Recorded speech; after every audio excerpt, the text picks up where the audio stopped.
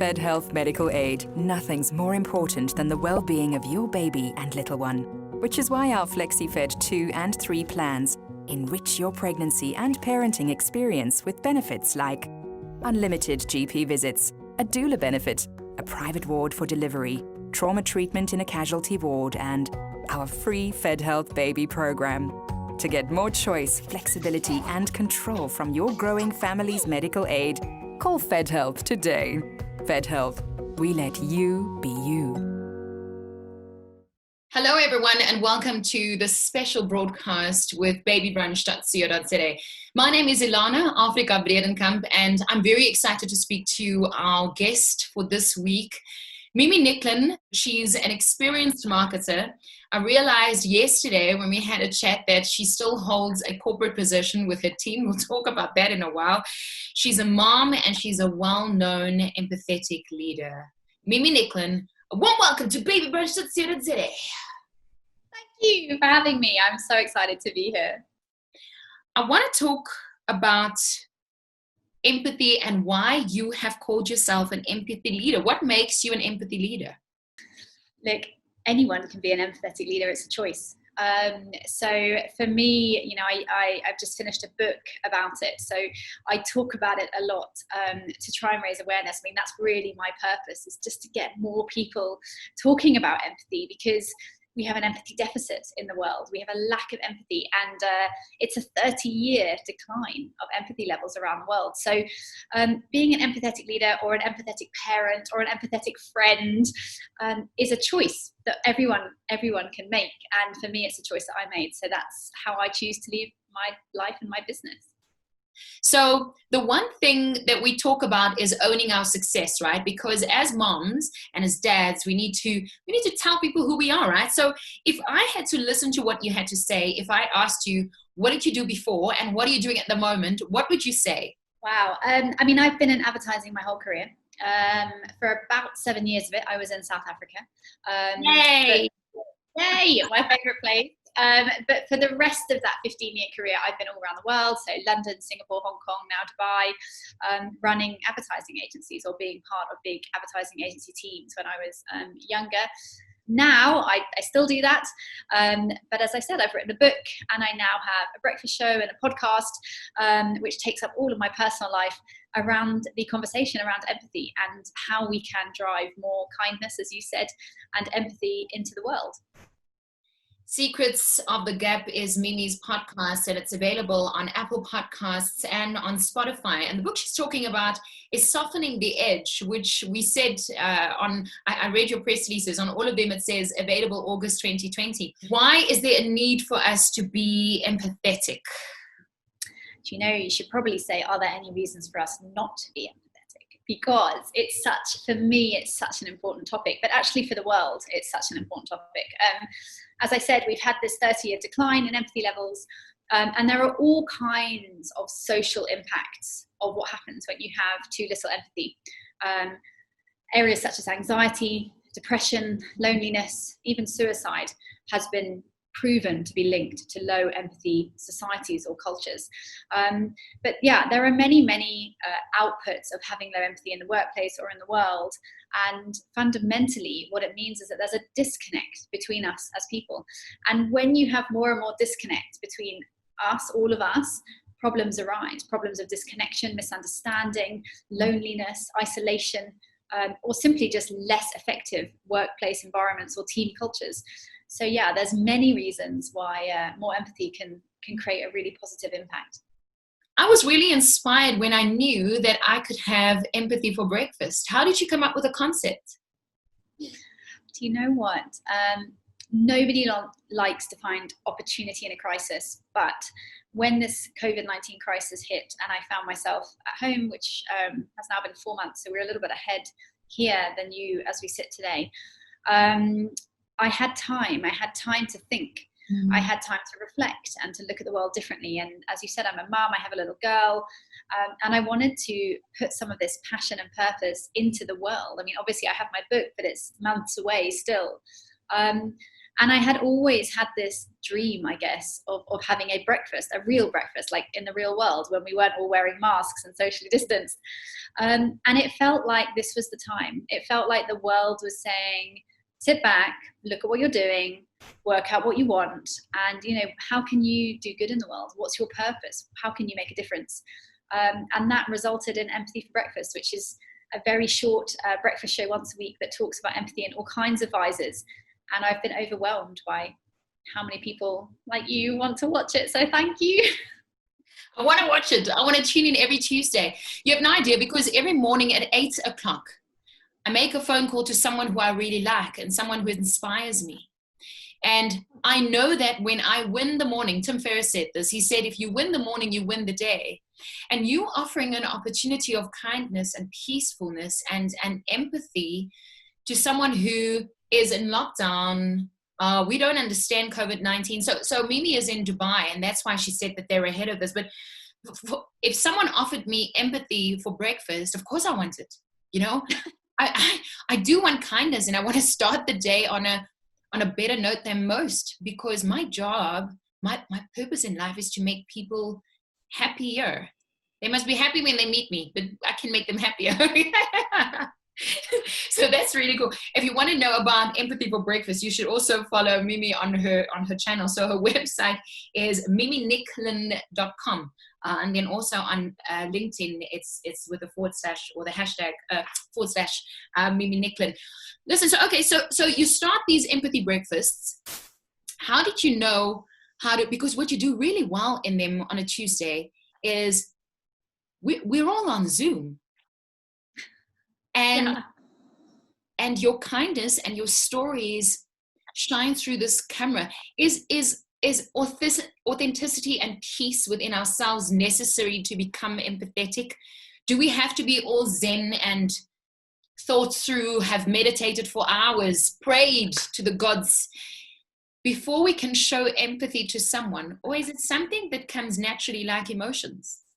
Yeah, you know, Alana, empathy is, it's a skill, actually. It's a skill that we all have, and it's a skill that we're born with. It's a skill that's behind much of modern civilization, right? It's something that sits in the brain and what's called the prefrontal cortex of our brain, the part of the brain that's responsible for having those types of emotions. And like all skills, like riding a bike or cooking or any of those things, the more you practice, the better you get. So no, you don't have to be all zen and meditated and yogi. You simply have to make the decision to do so. And actually there's research that shows with people, from simply making the decision to be more empathetic makes you more empathetic. And that's due to something called neuroplasticity, which is our brain's ability to change, right? When you give your brain new stimulus or new experiences, it actually changes. That's how humans are so amazing. So simply by telling yourself that you want to be more empathetic with your children, with your partner, with your friends, that decision will make you more empathetic. It is a skill and it is a choice, and we're all totally capable of it. There's a very famous philosopher that talked about where there is no joy, right? If you think that you have joy, eventually you become joyful. So if you focus on the joy, you will become joyful. Because it's that whole saying, fake it to make it, right? So you're faking your brain into thinking that you are kind, or faking your brain into thinking that you can exert more love. But I want to stay with moms and dads in the workplace, within COVID lockdown or outside. You know, as a business owner, if you are kind and involved, people think you're too emotional. You know, why are you such an emotional boss or leader? And the opposite is you are just unkind or rough or too harsh, you know. So first of all, explain empathy to us. And then also empathy in business leaders, marketers, our leadership. How can we be empathetic? At the end of the day, empathy is about perspective taking. So it's not a soft, emotional, overly fluffy skill, right? It's just about perspective taking. It's about understanding the context or the reality or the feelings of somebody else. And that is a survival skill on two levels, right? As individuals, because even in this conversation, right, we're understanding each other, we're talking, we're communicating, we're looking at each other in the eye, even through a screen. And as groups, whether that's in a business context or a team or a community center, being able to empathize with people that you're on a team with, being able to understand what drives them, what are they in it for, why are they turning up every Sunday, for example, allows you to serve each other better. So at its simplest, that is what empathy is. And whatever your leadership style, you can bring in empathy, because it's about listening, it's about hearing people, it's about seeing them. And fundamentally, as human beings, when we feel seen or heard, we do better, we thrive, we grow. It's just the fundamentals of human nature. For children, it's exactly the same. You know, there's a reason why parenting books always tell you to come down to the level of a toddler, because they feel seen. You know, it's the same. I write about it in my book. It's the same at a business meeting. I don't come down to their level. I don't kneel down. But looking at people in the eye, making eye contact, leaning in, hearing people, these are just human skills. Do you think with empathy, if it's something that we can learn or adapt or become more of, we become more respectful and we become more kind or peaceful? Because actually hearing you and listening to what you have to say, I have no distractions around me. And all I'm focused on is what you are thinking at the moment and what you have to say to me. Does that make us more respectful and kinder? So I'm trying to get to parenting in a while. I mean, we're still talking business, but does that make us kinder leaders? Yeah, I mean, I think kindness in leadership is a difficult concept, because kindness is a very subjective term, right? And what you think is kind and what somebody else thinks is kind may be different things. So it's a little tricky. But in my experience, for sure, one thing that we do know is that empathy is contagious to some extent. I love that! So Contagious. It's nice, right? So if you empathize with your team, they will naturally empathize more with each other and with you.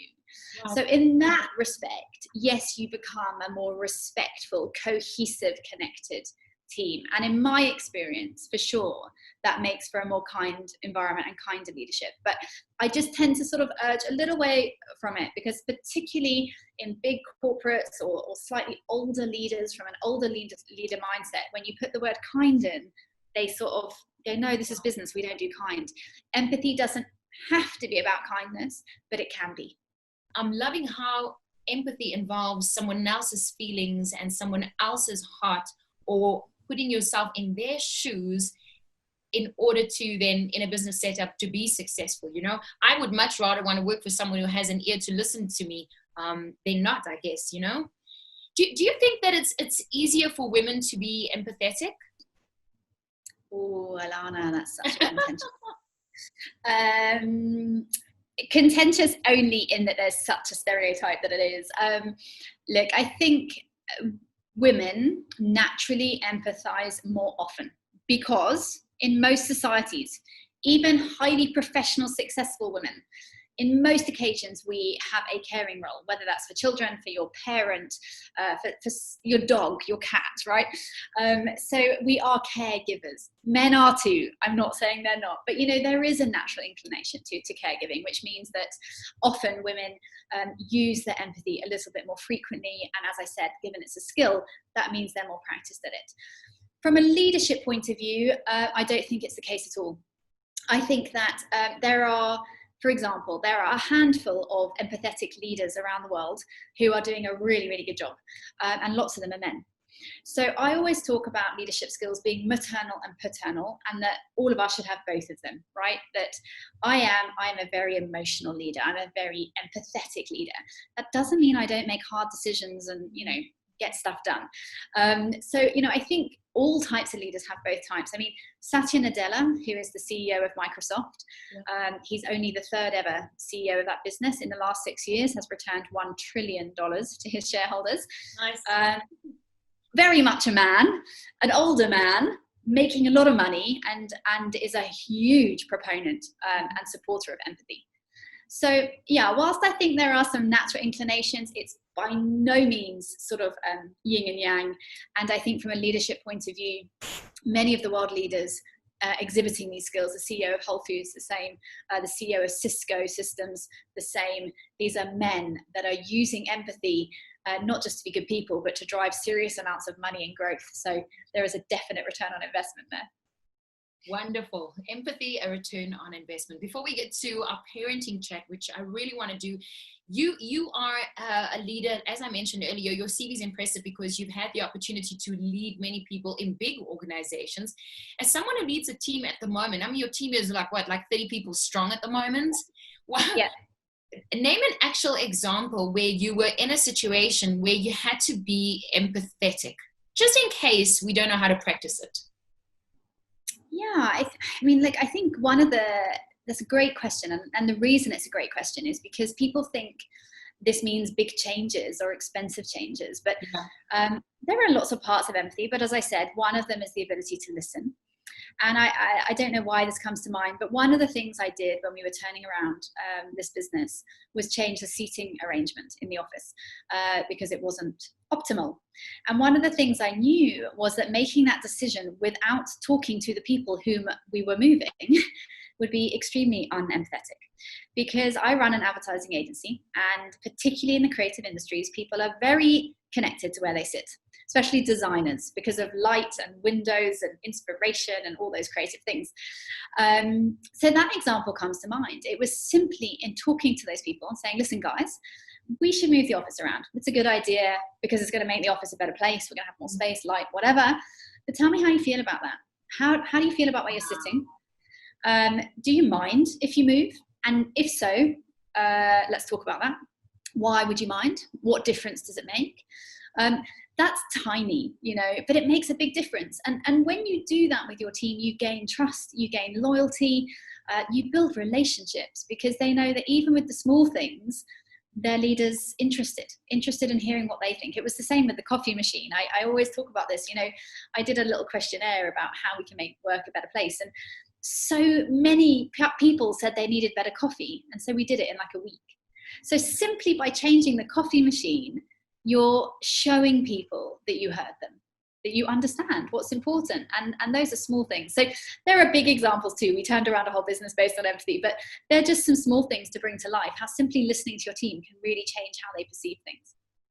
Wow, I love the coffee machine idea. Okay, so I'm going to replay this to some people.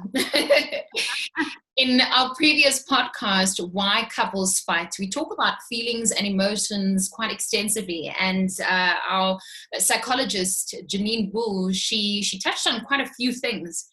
I want to talk about, because in that podcast, we talked about why it's useful to fight or to differ with someone and when the right time would be in order to fight. But how can we as parents or single mom, single dad, be empathetic in a relationship with each other and then also to child or children?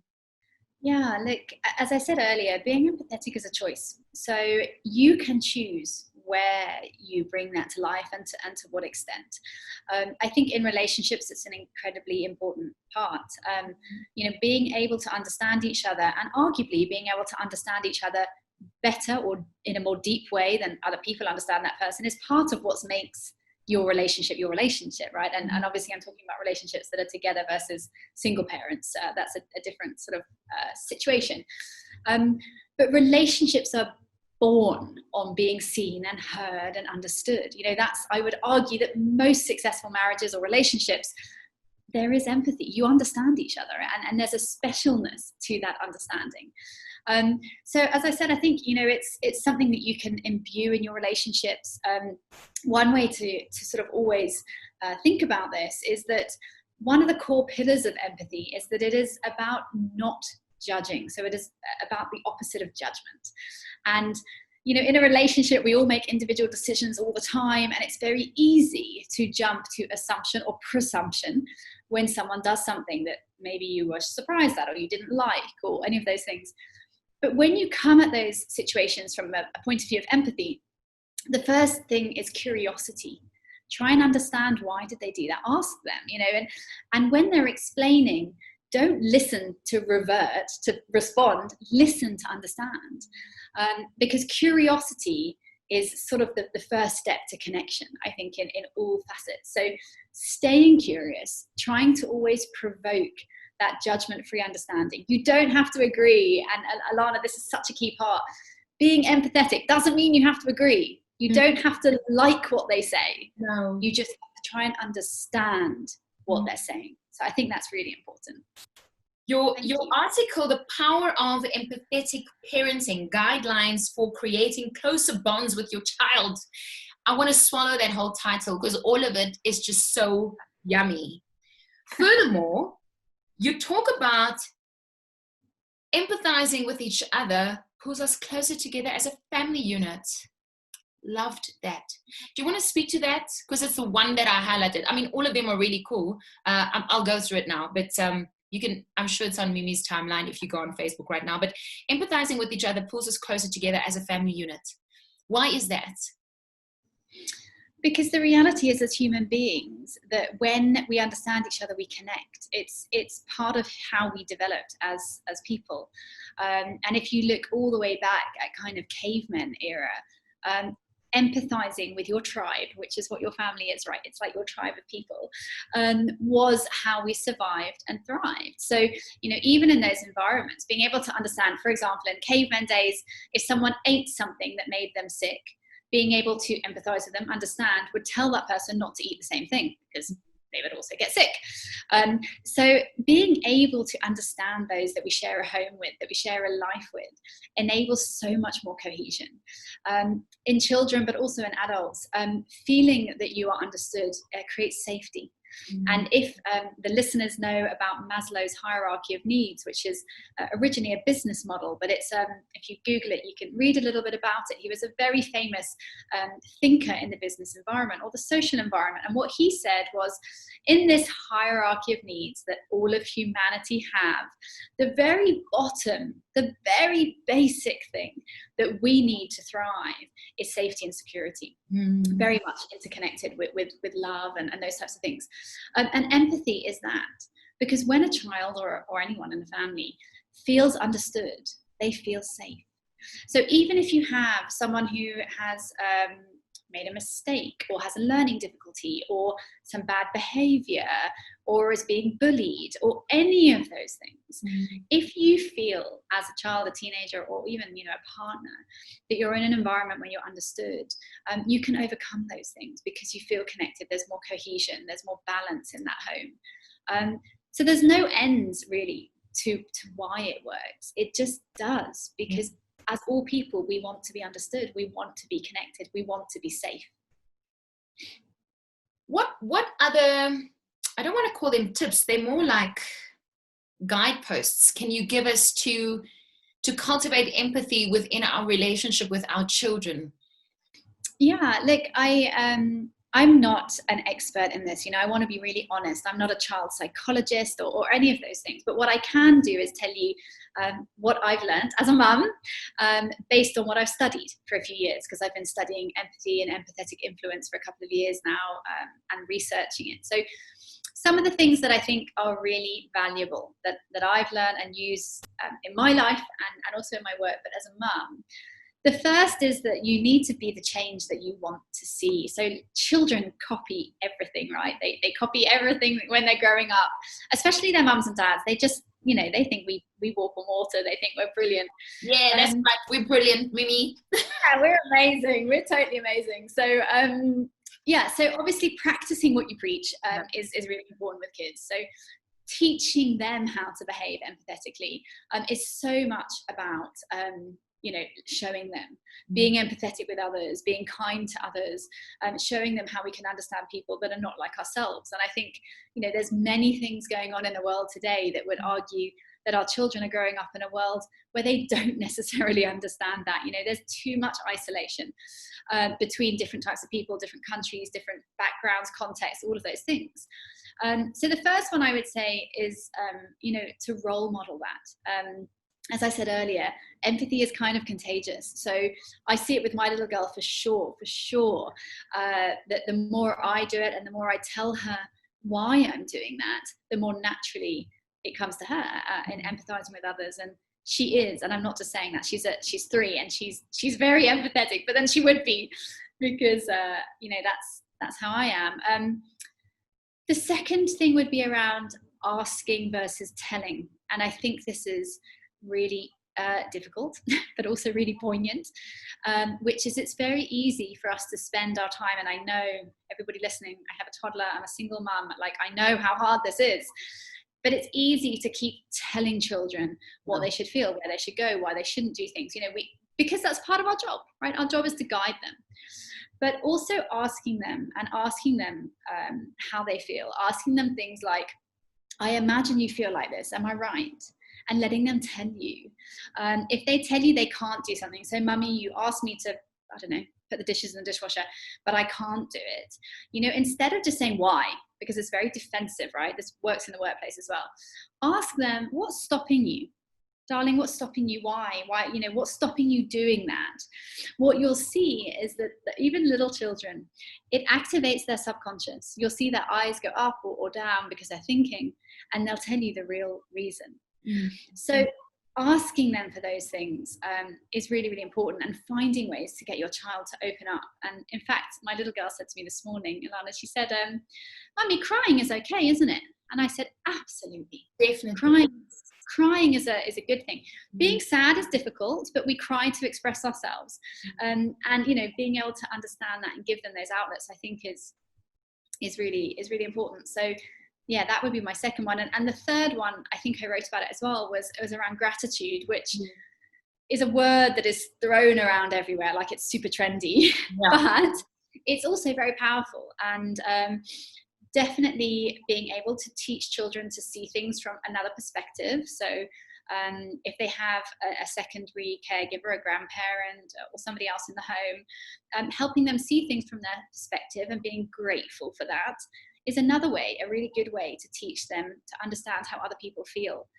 Being grateful for the people that are in their life and how their lives are and how they're experiencing things, even from 2.5 years old. Yeah. They always understand, but you can start those conversations, giving them ways to imagine how others feel and to be grateful for that. So yeah, hopefully those are a couple of interesting thoughts. It definitely is. And I'll tell you what happened this week. So I stumbled upon a blog over the weekend and then decided that for 7 days, I'm going to keep a gratitude journal. Now, what I found is that with a gratitude journal, I've never been consistent. Okay, I'll write in it for 2 days and then I'll forget about it. But what I found started happening is I started writing things that I don't want. Okay, so I forgot the purpose of this book in the first place. I started writing things that I don't want, and then under it, what I do want, and then also the things that I'm grateful for. And it's amazing how much less, first of all, I need to discuss it with my partner, because sometimes we can indoctrinate and convince them that there's a problem when there's not. But also, I found that this week, after doing some notes, and I mean, they're not even in a neat handwriting, some of them I wrote when I was really tired or really early in the morning, I just found that this week I feel a lot more grateful for things around me, and simple things. The health of my 3-year-old that keeps it in so long that she becomes constipated, or the fact that I know, right? Or the fact that I can be at home and work from here sometimes, because in South Africa, it's very difficult now that most of us don't have jobs, so gratitude on little and big things. So it's such an important, you just said it now, to the power of gratitude. And yes, you're right, it is a word that we're using as much as recycling and biodegradable and what else, being eco-friendly. Yeah, all those.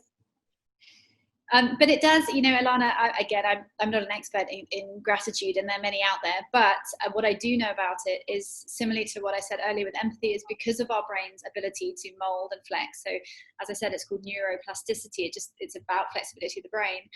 When you are grateful, and our children as well, those things become more real. Your brain literally changes shape. So that's why you're feeling better, because you're tuning your brain to feel positive, to feel grateful, to recognize those small things. So it is the power. It is a powerful tool, and I'm so glad that's happened to you, and I hope that some of your listeners do it too, because I've done it as well, and it makes a massive difference. does.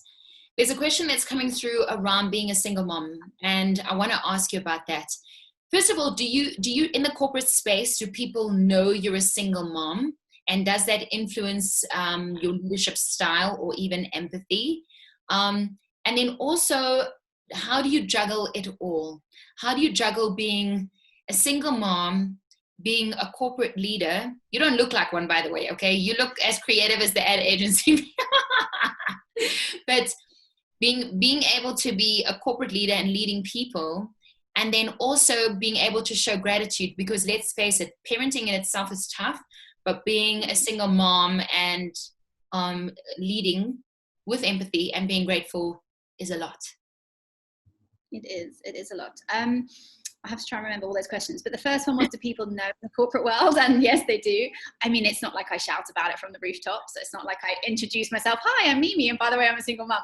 No, but yes, I'm very open about it. You know, it's her and my reality and our life, and I'm very happy with that. And you know, we're doing well. So there are times when that influences what I can and can't do. I have a fantastic nanny who helps me. So, you know, I always talk about her having two mums. In fact, she calls my nanny second mummy, which is totally fine with me. Yeah. Because she's happy and she's in love with this lady and vice versa. So I'm very, very lucky that I have a second woman in my life who helps me bring up that little girl, and I couldn't do it without her. So yes, people know, it's not a secret. Sometimes I have to leave a meeting or do something because she's sick or something happens. But most of the time, you know, we have a good routine. And I think she's learning. She already knows. She's 3. She already knows. She understands now why I'm hiding in my bedroom and she can't come up because I'm talking to you. So she's learning. She's learning about, yeah, exactly. If she came in, she would do that. I'd be waiting. And she would. And she thinks everyone's my friend on Zoom. So for this whole lockdown period, you know, she's of course. Best friends. And she would say, Mummy, that's your friend. Can I say hi? And I'd say yes. Anyway, so yes, so definitely she's part, that role, is it a role that, I don't know, whatever it is I hold as a single mum, is not, is open. It's open. And I currently work in the Middle East, right? So if there's anywhere that's difficult to be a single mum, it's probably here. Yeah. But I love it, you know, like you, I love being a mum and I learn from her all the time. And, you know, they see things like we don't see things. And that can be such an amazing grounder and insight base, actually. You know, she says things all the time. I mean, in that article you mentioned earlier, I think I wrote about it when I said, you know, she now asks me questions about the doctors in COVID because I've been explaining to her the best you can to someone that small. Now, granted, her questions are in her context, like, do they have lunch? Can they eat pizza? Do they get bedtime stories? So they're her context, but she's trying, right? She's understanding that these people are doing a hard thing. So I try and share everything within reason with her. How do I juggle it? I juggle it because I love it. I love being a mum. I love running my business. I love talking to you.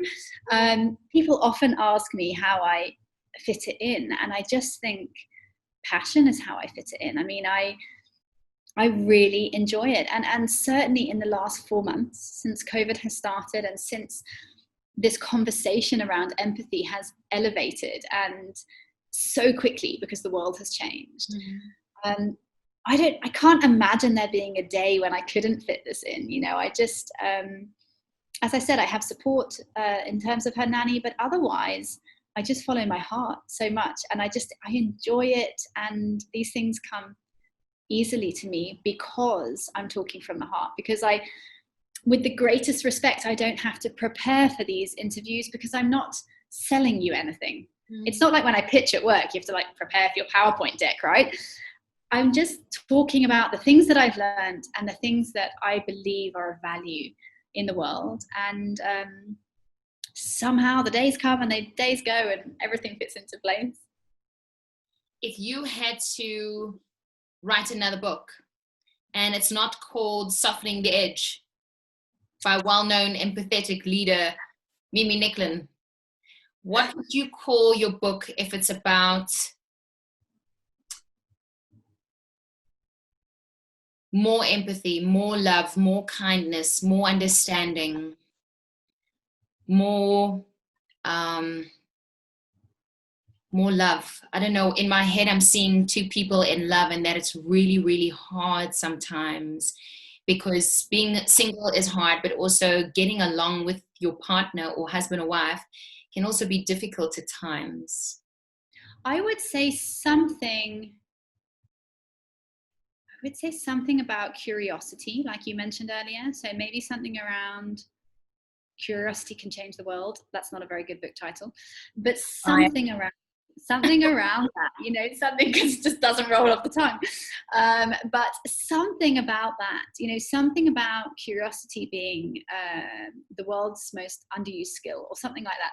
Because the more I talk about it, the more I realize. Do you? There we go. We can write it together. I like the curiosity, because it is. Because you know what?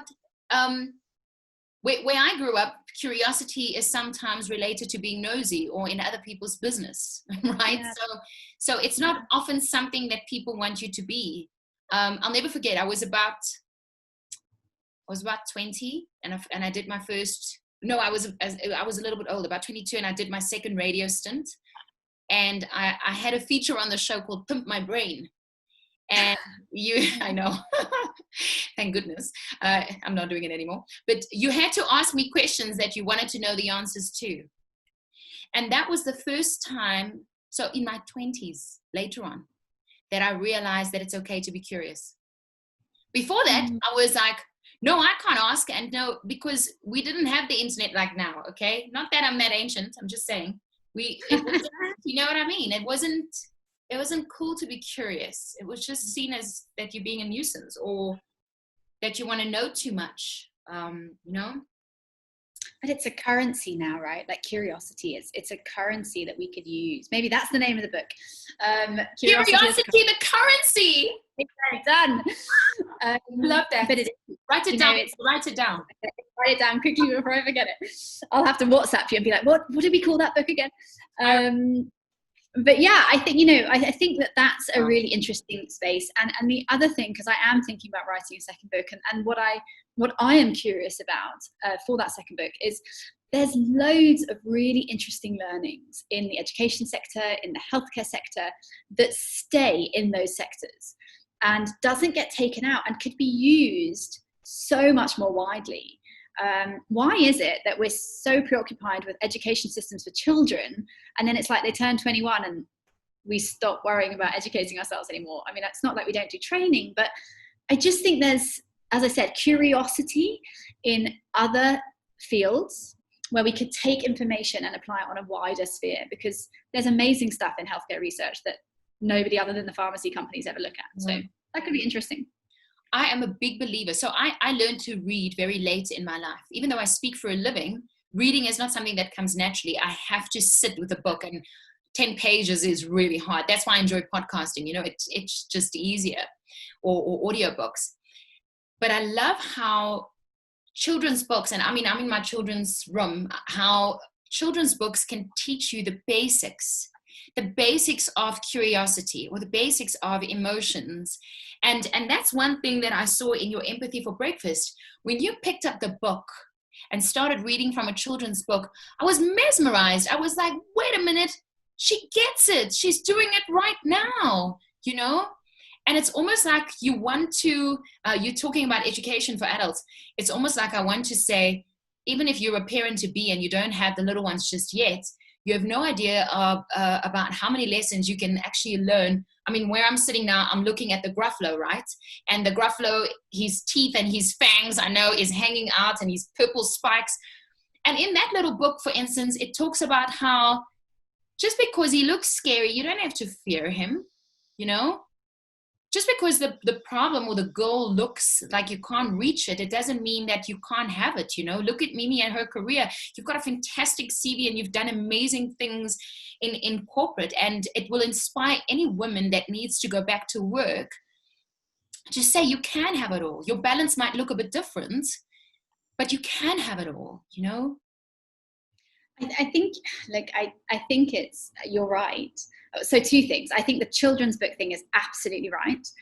So often I read to my little girl and I'm like, oh, that's really wise. I should use that, you know, because there's just so much wisdom in there. Secondly, the way they see things. So they'll say things to you like, oh, look, Mummy, that something, something, something. And you're like, that's a really good point. Exactly. And thirdly, your point about, maybe mum's going back to work or those types of balance. I think you can have it all. You can't have it all, in my opinion, in equal measure. No. Right? Because you're doing lots of things at once. Yeah. So there is balance, and there is decisions and choices that you have to make every day. You have to do that. But I just, for me, there's so many ways to do that, and I wish that more women had confidence in that, to just try. Like, just give it a go, ladies, because if you don't like it or it doesn't work, well, then it wasn't forever. But one of the things that I think is so important is that we empathize with ourselves as mums and as women and as men, and don't give up on things that you love and that feed your soul, because you're a parent. Because the more you feed your soul, the more you can be a great parent, because you just have so much more to give. So yes, I love that last point you made about, just going back and giving it a go, and believing in that, and being empathetic towards what you need as a human being. Because just because we're mums doesn't mean we're not also women and sisters and all of those other wonderful things. If there was one thing that you would want your daughter to remember around empathy and feelings, what would it be? What would you say to her? What I do say to her every day, so sort of an answer to your question, is we have a mantra, me and my little girl, in the mornings, and sometimes in the afternoons, and sometimes in the evenings, depending on how difficult the day is in lockdown, but certainly in the mornings, which is, today I will be kind in my words and my actions and my thoughts. And she knows it. She knew it from like day 2. And I want her to believe and feel that, and she does. And I want her, if I could wish for her, I would wish for her to always have that, because it's very calming. You mentioned the word calm earlier on today. Whatever happens, if you're teaching your child manners, you're teaching them not to hit, you're teaching them not to pull the cat by its tail, you're teaching them to say thank you, you're teaching them to stand up to a bully or to deal with a difficult teacher, or any of those things. I think having a mantra is and that just means a sentence. People listening, it's just a sentence that you know and you can believe in and you can feel. I would wish that for her. I would wish that she can carry that with her, and then whatever life throws at her, because I use it myself, you can use that. And sometimes in business and in life, really bad stuff happens, right? And we're faced with choices as to how we respond, as a mom, as a parent, as a boss, as a leader, as a CEO, whatever. And knowing that you can always go back to that. I will be kind in how I respond to this. Sometimes can be everything you need, or a child can need, to just take a breath and look at things slightly differently, and work out how you can respond in that way, how you can be a bit more empathetic, have a little less judgment, because I think probably everyone agrees the world could do with a little bit less judgment, and be kind in those responses. So I'm not sure that perfectly answered your question, but hopefully that's a good way to sort of close off that what I wish for her sort of answer. Softening the Edge is Mimi Nicklin's book, well-known empathetic leader, marketer, communication specialist. She's the coolest boss you'd ever want, okay? So if you go to Dubai, look for Mimi and ask her for a gig.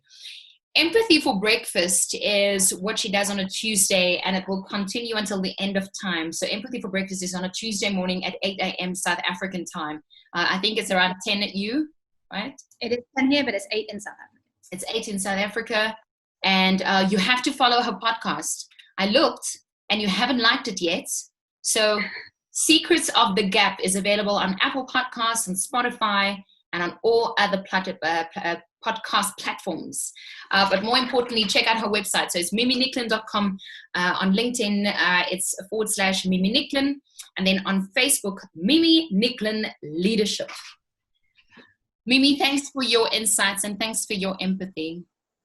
You're welcome. Thank you so much for having me. It's a little bit later here, so my day is just about to end. It's supper time in my house, and I couldn't have ended my day with any more smiles or gratitude to be here and share in you and your children's room that you're in. So thank you so much for having me and bringing energy into my little house over here in Dubai today. Anytime. For more inspiring stories and podcasts, you can go to babybrunch.co.za. click on podcast, the parenting series. Listen to the podcast. From myself, Ilana, bye.